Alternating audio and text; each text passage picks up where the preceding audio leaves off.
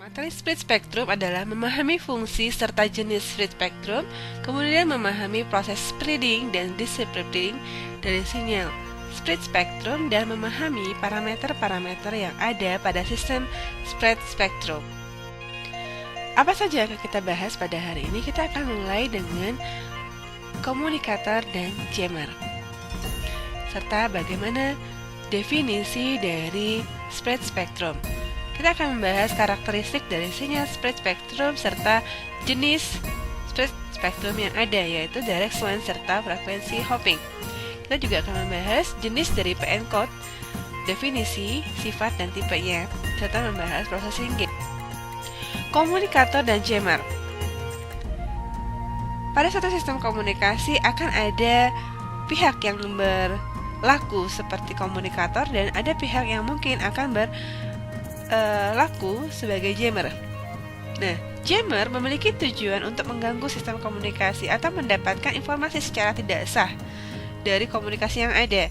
Sedangkan komunikator adalah membangun sistem komunikasi yang otomatis haruslah tahan terhadap gangguan ataupun jamming.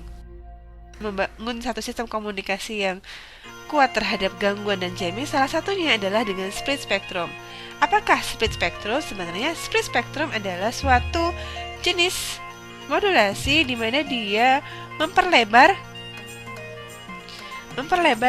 bandwidth dari sinyal termodulasi.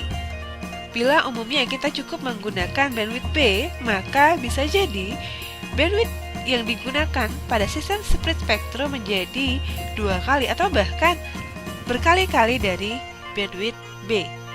Bagaimana caranya? Adalah sinyal yang termodulasi dikalikan dengan split code yang memiliki bandwidth yang besar, sehingga efeknya sinyal split spectrum yang didapat memiliki bandwidth yang lebih. Karakteristik yang kita dapatkan untuk sinyal split spectrum adalah sulit untuk ditangkap atau diterima oleh orang yang tidak berkepentingan. Kemudian sinyalnya tersembunyi. Mengapa tersembunyi? Karena tadi efeknya adalah dia memiliki daya yang jauh lebih rendah dan terkesan seperti noise, sehingga sulit untuk dideteksi keberadaannya. Sinyal ini juga memiliki ketahanan terhadap jamming serta memiliki kemampuan adanya multiple access dan ketahanan terhadap multipattern. Dari jenisnya, maka kita bisa bedakan yang namanya averaging system, di mana sinyal disebar pada keseluruhan bandwidth yang sangat lebar. Contohnya adalah direct sequence split spectrum. Sedangkan pada avoidance system, di mana sinyal termodulasi dalam bentuk narrowband diloncatkan pada bandwidth atau waktu yang sangat lebar untuk menghindari gangguan dari jamming. Sebagai contoh, frekuensi hopping split spectrum. Pada gambar di bawah ini, sinyal termodulasi akan diloncat-loncatkan dari frekuensi 1, kemudian frekuensi 3, 2, 4, 5, sampai dengan rentang yang ada bandwidth split spectrum. Pada sistem direct sequence split spectrum menggunakan jenis modulasi passive keying. Di sini sinyal akan dikalikan dengan PN code, jenisnya adalah short code ataupun long code. Pada frekuensi hopping split spectrum, maka jenis modulasi yang digunakan adalah frekuensi shift keying. Kita akan mengenal slow hopping ataupun fast hopping. Pada fast hopping, maka periode dari simbol itu jauh lebih besar dibandingkan periode chip.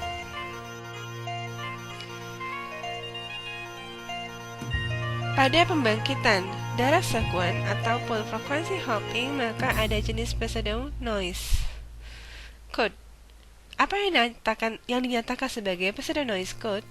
Maka PN code merupakan suatu kode pseudo noise atau pseudo random dengan urutan data bit 1 dan 0 yang terlihat seperti random, namun sebenarnya bersifat periodik.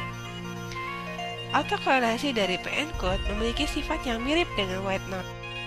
Beberapa sifat dari PN code adalah balance property, run-length distribution, serta autocorrelation. Jenis PN code yang umumnya adalah M-sequence. Kode PN code dengan M-sequence dapat dibentuk dari susunan shift register dengan feedback, dan kode yang dihasilkan akan tergantung dari jumlah register yang digunakan, konfigurasi dari sambungan feedback yang ada, serta kondisi awal dari shift registernya. Satu kode PN M sequence dapat dikatakan sebagai maximum length sequence atau kode MLS jika periode kode atau panjang kode adalah 2 pangkat L-1, di mana L adalah jumlah shift register pada rangkaian pembangkit kode M sequence. Sebagai contoh, bila kita memiliki generator polinomial untuk membangkitkan kode M sequence yang dinyatakan dengan Gx adalah 1 plus X plus X pangkat 3, suatu model feedback yang akan membangkitkan kode M sequence. Dan bila initial state awal pada rangkaian ini adalah 101, maka kita akan mendapatkan kodenya 1101001. Dengan kata lain, apakah kode ini kode MLS? Jenis kode yang lain adalah kode gold. Kode gold dihasilkan dari penjumlahan modulo 2 dari dua buah kode MLS yang memiliki panjang kode yang sama. Kode gold sangat berguna karena mampu menghasilkan kode yang sangat banyak dengan panjang kode yang sama. Sebagai contoh, kita akan memiliki pembangkit kode gold dengan G1 dan G2 yang sama, 1 plus X plus X pangkat 3, di mana state awal pada register pertama berbeda dengan register kedua. Sebagai contoh, ini adalah 100 dan G2 adalah 110. Jenis PN code. Sebagai contoh yang lain adalah kode Walsh-Hadamard. Kode Walsh-Hadamard digenerate dalam satu kelompok 2 pangkat N kode dengan panjang kode yang memiliki panjang 2 pangkat N.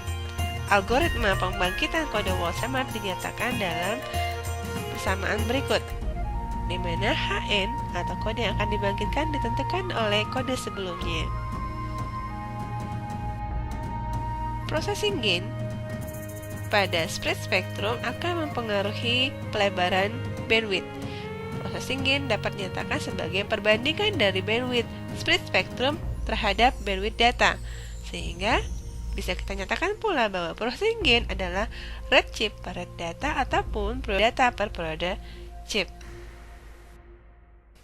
Yang akan jadi pertanyaan adalah, apakah processing gain memiliki hubungan terhadap panjang kode dan jumlah shift register pada M sequence pada DSSS?